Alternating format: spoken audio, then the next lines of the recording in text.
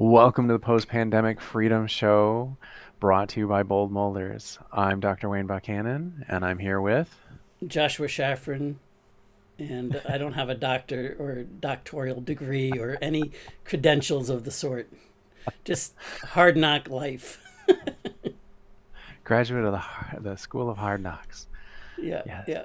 In the trenches, on the front lines of business. Yeah, and I think that that's really powerful that we both come from all these different directions, I but we love can it. come together and have this discussion because we definitely have different perspectives, and we end up merging in the end. It's always blows my mind like, wait, we both came to the same idea from different directions and Right, different right. backgrounds, and okay, that's cool. I You know mean the today we are. universe is universal? Oh, I don't know. I wouldn't go that far, which is ironically part of what we're talking about today. Right. Um, so I know that you have a lovely Carl Jung quote that we keep coming back to. You're gonna throw that up on the screen because Sure. you Let's got that move wizard over to today. the fancify it. Yeah, And until you make the unconscious conscious, it will direct your life and you will call it fate. it's so profound, and I love this quote, and I didn't discover it till I've been doing this work for many years, and of course, Jung said it back in, I don't know, the turn of the century of the 1900s or thereabouts, at that point, and it's so brilliant to me because when you break it down, it is the journey to live the life that you want to live on your terms so that you can achieve what you want to achieve. You can create the post pandemic freedom and the life that you have decided that is right for you, making the impact that you know that you're supposed to make. I don't know who actually said this quote. I've been looking for the source to be able to credit them, but you haven't come this far to only come this far. And it's such a profound statement because I think we all have this higher calling, and we talked about this in the previous episode about waking up that inner bowl molder, but this is the key to it. It's the journey of actually waking up the bowl molder that lives in all of us. I know I ran into this idea. I hadn't seen the quote until you exposed me to it, but I ran across it from two very different directions. One being on the NLP side of things. It leads right up to the edges of this and doesn't say it as explicitly in general, right? That all of the things that we do are driven by our unconscious. And if we can actually uncover some of that, which is why I love NLP so much, that then we have a little more control over it and we're no longer being directed by fate, if we will. Yeah, yeah. It's funny because when I first got introduced to this concept, it wasn't through this quote, but the ideas were very similar to what you're talking about from your experience with NLP. It wasn't NLP, but it Hmm. was, through the personal development work that I had done. And basically, they were saying that, you have two choices in life that you can live from your vision and have that be your come from, or you can live from the circumstances that you're stuck with. And when somebody said that to me the first time, I was not polite about calling them out on it and saying that's bullshit. Like, no, no way. Like I didn't choose this. Like, this is just like, it's the situation, it's the circumstance that is not allowing me to do what I want to do. As soon as we fix that, then I Mhm. could. But then I started to see that it was my past that was controlling me. It was my past conditioning, my past beliefs, whether you call them limiting beliefs or empowering beliefs. All a belief is, by definition, is a limitation. It's a limiting, thought, and that's all a belief is really. But when you think about like the unconscious, where did they come from? It came from some sort of past Mhm. experiences or somebody that taught me something or conditioned me, whether it was school of hard knocks and in the mud, the blood, and the flood of dealing with the daily life, or actual lessons that were passed down in the form of formal education or whatever have you. When you realize it's just like a computer operating system, right? Where it's invisible and it's running in the background, so of course it's unconscious. And but it's directing everything that we believe is the reality is unbendable or indisputable, I guess. There Like we go. it is this because this is it has to be this, when in Hmm. fact the has to be this is something that got unconsciously conditioned into us and that we're no longer aware of it. And I love the operating system metaphor as a geek. That definitely resonates. The version that I heard was this idea of the conscious mind is a rider on the unconscious elephant. Like we can make nudges, we can, encourage this elephant to do things that we want it to do, but we're there for along for the ride. We are not the ones actually making the choices. And I think that that's kind of an interesting metaphor, but it's scary to think, look, I don't have control over this, but it's only a metaphor. So that's the default that we end up in. Is like, whoa, all this stuff. If we train our elephant well, then maybe I do want it to make good choices for me, so I don't have to think about them. Well, and the problem is, if we train our elephant well, so that yeah, the goal is to not have to think about all this stuff consciously. I mean, if you can you imagine if you had to think about beating your heart, like I would be consciously? dead. ADHD would mean I would die very quickly. All of us would be dead. you know, Ooh, squirrel! Ah, I'm done. exactly. I forgot to breathe. So, of course, the goal is to have all of these unconscious systems or operating systems running our show for us. The problem is that we, as human beings, did not consciously choose what those unconscious conditioning behavior patterns are. They're just running all the time. It's like blowing bubbles on top of bubbles on top of bubbles, where the bubbles spawn new bubbles. We don't even see that that's what's going on. Well, that's also called malware or a computer virus, Yep. where it's just going to town and it's the what do you call it? The inmates running the prison. Yeah. Yeah. And I know that we've got the three blind spots queued up, and I think that that's a really great place to transition to that because what is it that's keeping us in that prison? The blind spots are really just unconscious conditioning, right? But there's three major pockets that I think if you're aware of what these blind spots are, that then you know where to look for the unconscious conditioning, because at first it can become like an exercise in existential craziness. How do Well, we if it's eat an elephant? unconscious, how do I know about it? And which came first, the chicken or the egg? If a bear craps in the woods, does anybody hear it?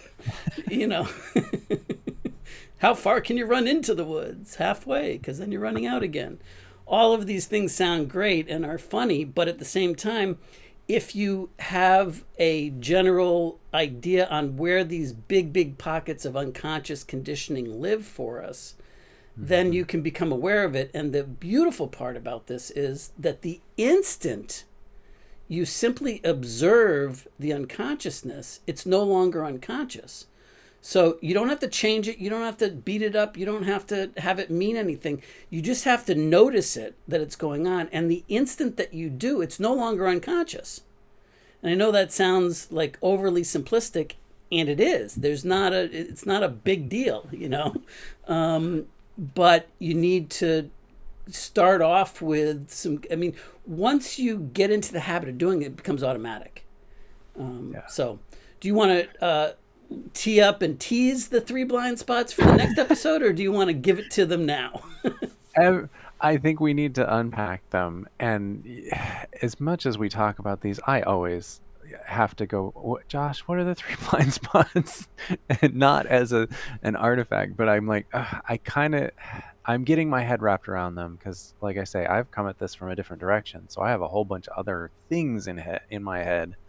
So Which are the exact same things, by the way. And thank you yeah, for playing with exactly. me and for allowing me to fine tune this body of work, and for suspending your confusion for just a second to because I think that this has immense value for people to see this from a completely different point of view, that they can then see some results with it. So, at a real high level, the three major blind spots are: number one is the things that you want to achieve, what you choose to call freedom, what you choose to call success. Is that really your conscious choice and decision? Did you make that out of vision, or did something get conditioned in there and just kind of automatically unfolded? And is that the elephant that you've been riding on, that's just riding around, and the elephant says you should want this, you should want this goal, or you should strive for these things in life, whatever these things are. So that's the first major pocket of blind spots. What are your goals, and why did you choose them? And now I remember the next one, which I thought was the first one. That's where you're at now, and that blind spot around what you think your current situation is. Right, Right? Good. right, absolutely. Yeah. And so there's a gap between where you believe that you are based upon your unconscious conditioning that you're unaware of at this moment. So it's a blind spot for you, and where you actually are. Now, it's not good or bad, it's just is what it is, right? So it can be there's all this heaviness that gets attached to it, like, oh my God, I'm bad, or those types of things, like I'm further away, like reality, like I don't want to look at what truly reality is because it says that I'm a failure, or that I'm further away, and somehow that says something bad about me as a person. And that's complete horseshit. Just, you know it, now it's easy for me to say that. It's a whole nother ball game to, in the moment, in the heat of the moment, be able to stop and pause for a second and go, oh, wait a minute, that's just the elephant directing me to some place that I didn't know. So the point is that the second blind spot is where you think you are may or may not be where you actually are. And that's not good or bad, but if you want to get to a goal, then you have to know what you're working with realistically, so that you can bridge that gap, so that you can get the right skills and unpack the right things to be able to get you where it is that you say you'd like to go. But yeah, I mean, the thing that always comes up around that one is I'm really good at lying to myself. I mean, I'm the first to admit that. Like, Yeah. and sometimes it's really useful. Like, if I was honest with myself about how much work was really going to go into this thing I'm about to start, I probably wouldn't do it. Right. But if I Right. can lie to myself and say, yeah, it's just this little thing, and knowing, I mean, I do know that as I unpack it, it's going to get more and more complex and difficult and ongoing. Like, okay, yeah, let's get started with this thing that looks simpler than I really know it is. Good. So there are useful lies, and I think one of those skills that I've developed over the 15 plus years of working with NLP concepts for me has been that if I do start beating myself up, which has become more and more rare, that it's, oh, nope, I hear that. Stop that. Nope, that's not what I want. Let it go. Yeah. And that's the difference between, like, say, I wouldn't even call that part of the second blind spot, because you're consciously tricking yourself. So you're consciously conditioning yourself, and it's no longer, you know what I mean? Yeah. Versus when you Yeah. don't know that you're doing it, now you don't know that you're lying to yourself, but you think that you're being completely transparent with yourself. I do this all the time. Well, not so much all the time anymore, because I've trained myself to be able to see it when I'm doing it. So I shouldn't Hmm. say, I guess I still do it quite a bit, but I catch myself much closer to the moment of doing it, and I make the unconscious conscious. So that's the second big pocket, is that, if you want to make progress in anything in life, in any of the major areas of freedom that you're going for, and whatever that means to you personally, great. But if you want to make progress, you got to understand what it is that you define as progress. So that's blind spot number one. And then blind spot number two is, what do you have to work with? Where are you starting from, so that you know what is reality, so that you're not tricking yourself? Because what ends up happening is that we get good at pretending and playing that game and lying to ourselves. But where we're lying to ourselves is we stay stuck in the status quo, where we don't go too far away because we're scared that it means something about us. And we don't want to look at it and, oh, that's going to be painful to look to see that I'm not really where I am. But really, the painful conversation is something that we made up, that we chose to take on. And that, guess what, is part of our unconscious conditioning that made that so. So this can become like really fractal in a positive way, because the deeper you go with it, the more that you realize that you work on one little piece of the puzzle and you're working on the whole puzzle simultaneously, no matter how small that piece of DNA is that you're working on to make that conscious, it spreads to the whole. Yeah, I mean that whole idea, I realized just now, it's not only about being honest with yourself, but being accurate, objectively, externally Mm. accurate. Like it has to be both. You can't just stop lying to yourself and ignore what's really out there. You have to Well, actually and have the a issue is clear that you vision of don't what's know out if there. you're lying to yourself. That's the, Yeah. you may be seeing it completely objectively as it actually is, or it may be a subjective filter that you don't think is a filter, so therefore it's not a lie in your head, but it But it may not effectively be is, accurate. because it's distorting what is the truth, right? Yeah, and we could go down the whole NLP path of delete, distort, and generalize, and we'll leave that for some other time. Which is the Because we still have same. a third I mean, blind it's spot. just a different variation of my R&Ding method, right? Yep, I mean, it's yep. a different way of coming at it, but I dig what you're saying. All right, Yeah, so the yeah, yeah. third one, to me, the third blind spot is the best one of all, because go ahead. Best blind spot? Yeah. Yeah, because Okay. on the other side of it is so much power. That's where Oh, all of our options live. That's where all of our possibilities live. And thank you for playing along as a good audience no. member. You I learned. legitimately had that moment of what? How can a blind spot be good? Like seriously. Oh yeah, that's why. Because now that I'm reminded of the third blind spot, because again, the blind spots are a blind spot for me somehow. I just cannot keep them in my head long enough to really work with them. So, I'm a great foil for this exercise. Well, the reason why I think it's the best one is because all of our potential lives there. We're capable of so much more than we allow ourselves to even go for. And because of all this unconscious conditioning, because of all of the things that, the elephant leading us around, what's happened is that we've gotten restricted, constricted, and we're protective. We talked about this in the last episode about the, playing as a collector, where we're please don't hurt me. We need to protect what we've got, and but what that means is that we have stopped dreaming. We've, because it hurts too much to not achieve the things that we have as a kid. When, ask a 5-year-old what they want to be when they grow up, and unless they've, already had it beaten out of them that no possible way, they're going to tell you, I'm going to do this, I'm going to do that, and there isn't an ounce of doubt in or uncertainty in their description of what they're going to do when they grow up. But as we get older and some of those things don't come to fruition the way that we hope and pray that they would, we start, well, maybe I'll make my decisions based upon what I believe I'm allowed to have happen, or what the circumstance in light of, inside of this circumstance, this situation, these set of conditions, then I'll choose this goal.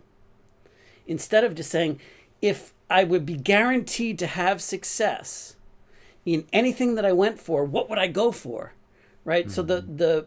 the third biggest blind spot is that we limit what we allow ourselves to say that we want to achieve.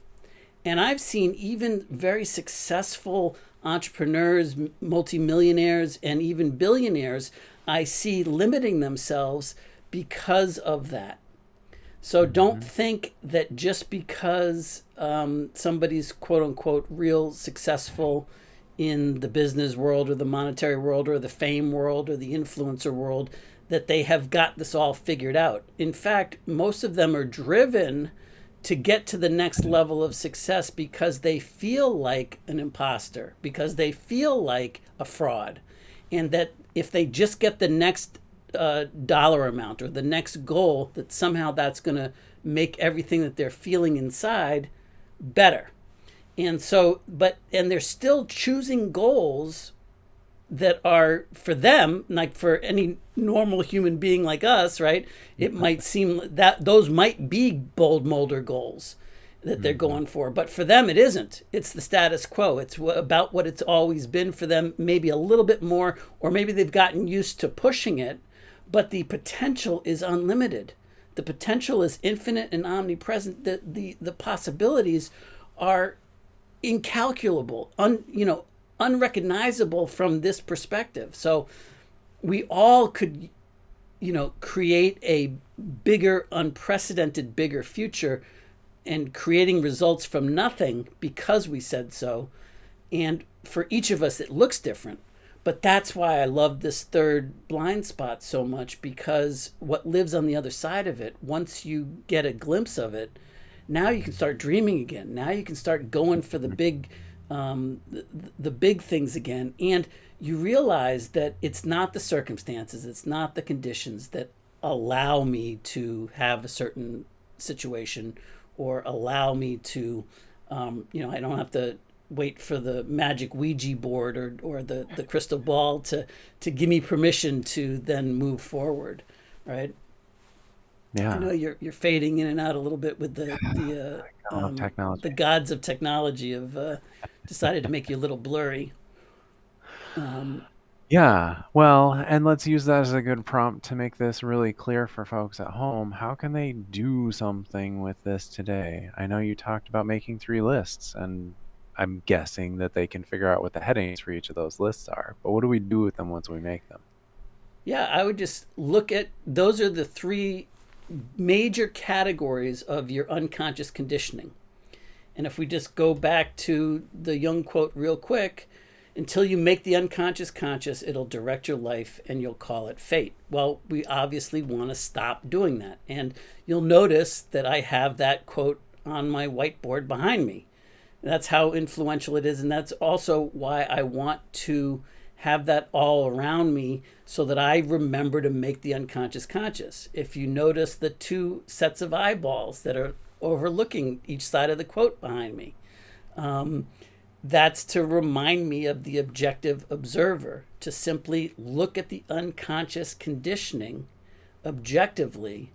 And so that's the what I would recommend as the how, as the what to do to actually get some experience with this, is look at those three categories, the three blind spots again, and Remind me look. again. Okay, so the first one is, what are the goals that you're choosing to live by? What are you trying to accomplish? What do you want to achieve in your life? And did you pick them, or did some part of your past, whether that's a situation that you lived through, an experience, or whatever, did you consciously choose them as what you want or not? So that's a big area of what are you going for? What are you Yep. trying to So that's number achieve? one. Number Number two. two is, where are you now? So, what part of your filtering, like, have you ever lied to yourself, or are there any kind of filtering? Could there be some filtering? Like, if you just played a game with yourself and said, "All right, I think that this is absolutely true where I am right now, but what if it wasn't?" And then just look at it and see, like, objectively, be the objective observer. So that's the second list. The Mm-hmm. third list of, or subject areas to think about is, where is it that you could go? And I know a lot of people ask this question: if you couldn't fail, what would you go for? I like looking at it: if you were guaranteed success, what would you do? And it's really sad, but when you first start this as an adult, and I've done this with thousands of students, I've asked them, and I've played the three wishes game with them, and I said the only rules about the three wishes game is that you can't wish for more wishes as the last wish. You have to use them up on some. What would you do? Like if there was no limits and you could wish for, and I don't know that I've ever had anybody go really all out and say, I would do this and here's what it would look like. And, I mean, maybe they'll say billionaire or millionaire, but they always caveat it. Like I can make such a difference if I had this. And really what they're saying is that they try to put a dollar figure on it as opposed to really dreaming about what do you want to do? Who would you want to be? Where would you want to go? What types of things would you create? Where would that lead you? Where would you lead the world in your little piece of it, whether it's the whole world or your corner of it? And just start dreaming again, but from a place of possibility, not a place of limitation. A place of anything's possible. That inner 5-year-old or that inner bold molder, that anything's possible. What would you do? Where would you go? And is that, when you compare it to the first blind spot of what am I trying to achieve, is there a big gap there? Because chances are there's a huge gap. And then you get to see like, well, all right, well, maybe I'm really working in the right vein of what I'm trying to achieve there, but I'm like playing not to lose. I'm playing defensively because I don't want to get my hopes up again. It hurts too much to dream about something, to get my hopes up, and then to have it dashed. And when you realize that it's not having it dashed, that it's not something that's being inflicted on you, then, and that it doesn't mean anything, then when you have that freedom, and you come up from the NLP side, I come at it from my own, school of hard knocks and experience doing this stuff. And really a lot of NLP went in there, a lot of personal development, a lot of, just my self-reflection, meditation, mindfulness on my part, and a ton of experimenting on my part. So I get what you're saying, and all of it all comes back to universal stuff. We're all one, we're all part of the whole big picture here. So that's my my thoughts there. So make the 3 lists for each of the blind spots. What are your current goals? Are they really yours or not? Where are you at now? Where might you be not accurate and honest about that? And then where are you going and where can that be bigger, is how I interpreted that. That's great. Yeah, thank you for summing that up. If you had just said that to begin with, then we could have cut out 20 minutes. Yeah, but the whole journey is part of it, right? You Yeah. just shortcutting, like that's that whole thing of, oh, I just want the money. Yeah, but we've seen how many people win Well, the and that was lottery and me for immediately lose it 40. because they Yeah. don't know how to retain it. Or I've earned $1 million and now I'm going to lose it again so that I can earn it again, right? So depending on those unconscious beliefs. Well, and what was the driver, right? Like, okay, so I became a millionaire, but what was driving it? Yeah. And and for the large part of that time, yes, I wanted to do something, and I was doing something big and meaningful, and I was enjoying what I was doing to earn the money, but it was so that it would fix me. And so, like, the whole time that I'm doing it, that I'm working on these things, I felt broken. I felt incomplete. I felt like a loser. I felt like a fraud. And how can you possibly have a happy ending when those are what you're doing at that point when you get there? So and that's all part of the unconscious conditioning, all of it. Yeah. And it was controlling my life. It controlled the roller coaster of the make money, lose money, and all of that. It controlled, everything. And how you do one thing in life is how you do everything in life. So wherever that shows up for me in what I think is, it's just, I just have this one piece of the puzzle, but everything else in my life is perfect. Well, no, if this is really, it's a zero factor. So it's showing up in multiple areas of my life. Anyway, we're getting into future episodes. Foreshadowing. Yes, exactly. Like we'll talk in more depth about a bunch of these topics, which is great. So any quick closing thoughts as we wrap up this for the day?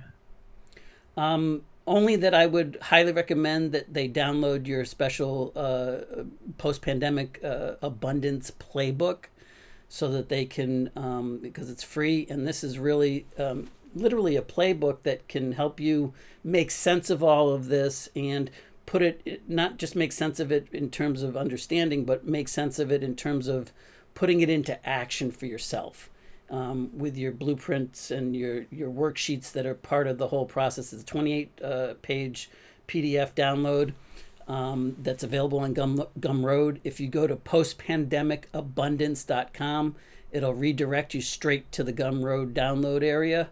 And I think you'll really enjoy that, and that will be that'll take you a long way towards having this as kind of like a textbook or workbook to work along with us with these shows. I'm glad you asked me to write that up. It was just fun to do, and I hope it will make a big difference in lots of people's lives. I So, love it, and I know it already has. I've gotten some positive feedback from folks, and I'm sure you have too. And yeah. one of the questions that we're getting is, why are you giving it away for free? And That is not a today answer. So, no, it's not. It's not.